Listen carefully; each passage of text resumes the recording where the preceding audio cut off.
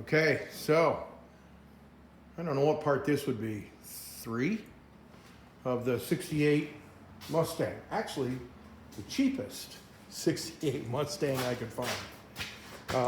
Couldn't find a 67, couldn't find a 66. 68 popped up on a search. Here we go. So, I've had her rumbled in once. And let's see what she does. We're gonna let her run very long. The carburetor's flooding for some reason. Something around the fuel pump is just pushing way too much fuel. They had a kind of one of those screw down adjusters for fuel pressure. I don't even know if it works, but I'll stick it back on just so I can start up. This motor I won't use, but it'll go into inventory because it runs pretty good. Not bad at all.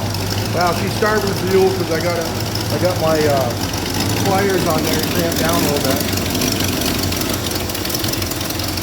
Yeah, I probably got her clamped down too much. Yeah, I got her clamped down too much. But you get the gist. She runs. Had to change the distributor.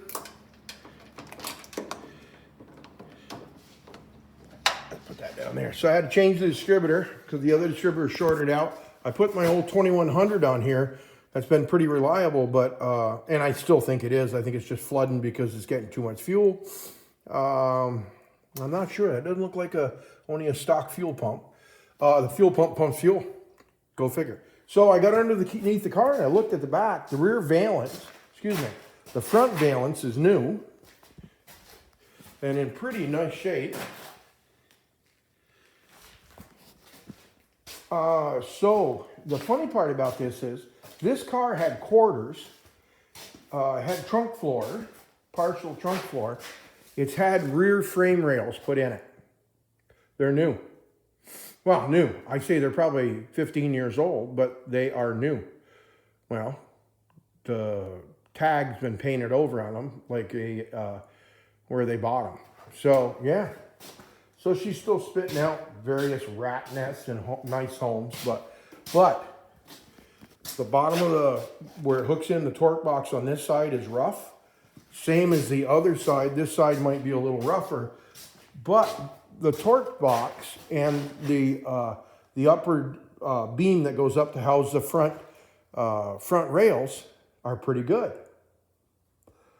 So I think I can cut back into that torque box and I will replace it with probably 14 gauge, 12, 14 gauge.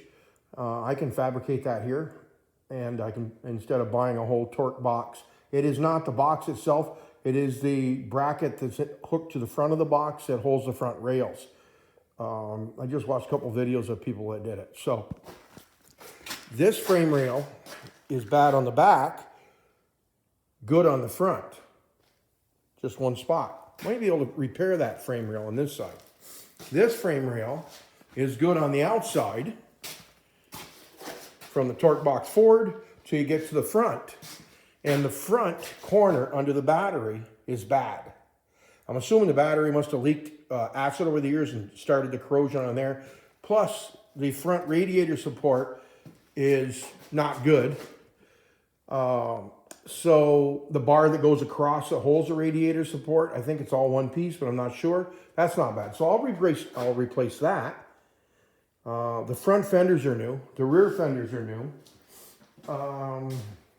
I believe this probably was a 6-cylinder car because the rear end looks kind of small in it.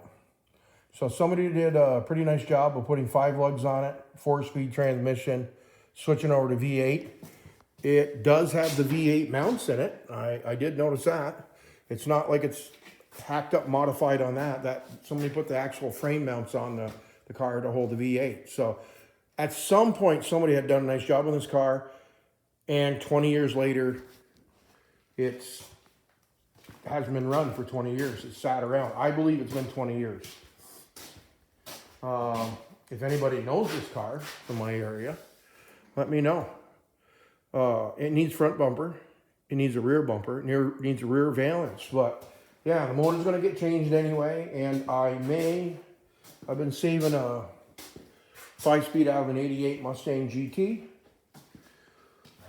I might put that in there with a hydraulic clutch. It's easier to push, a little more reliable. And I can hook that to the 289 and then get a dry shaft built for this. Yoke, just buy the yokes and have somebody, there's a guy that'll do it for me. So instead of me messing with it, I'll put a nice dry shaft in there. But the car sits nice. It's going to need brakes. When I take the front end apart, if it's, depends on the money, what I have.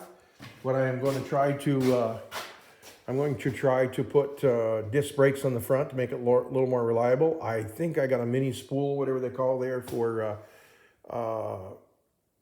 down at the house for power brakes. So I'm halfway there for the that and a metering valve. I got all that kind of proportion valve. So I'll put aluminum radiator in it. I will put I'll put a good fuel pump on it, and probably I will put a regulator on it, just make sure we don't flood the carburetor. It won't have a 2-barrel. It will be probably a 500 CFM Edelbrock, something like that, Holly Edelbrock or Summit. I have no problem with the Summit carburetors either. So, and some say they're Hollies anyway, and the Edelbrocks are Carters. I don't know. That's a whole other discussion. So yeah, the glass is all good. It needs a good cleaning up. Needs bottoms, both bottoms of the seats. Needs a headliner. But the goal is to get it running, moving on its own. This is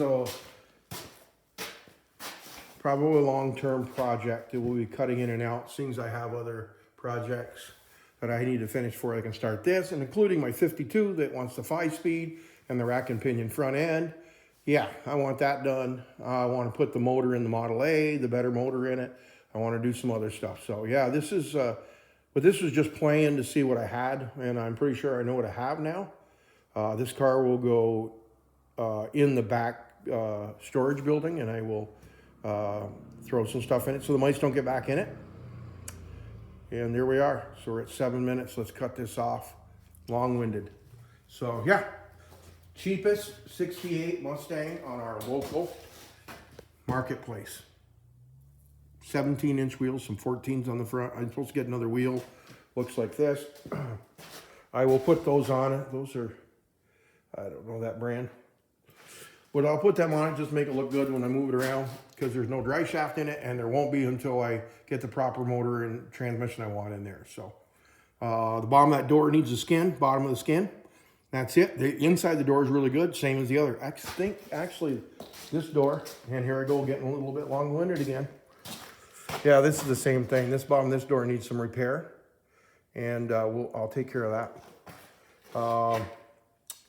So there we go.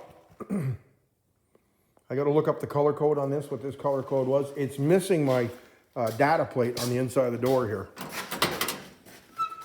It's gone. They always are. I still have the VIN number. I can get it licensed. So, yeah, there we go. See you soon. Tell me what you think. Tell me what you do. Tell me what I'm doing wrong. That's the easy part. Okay. See you soon.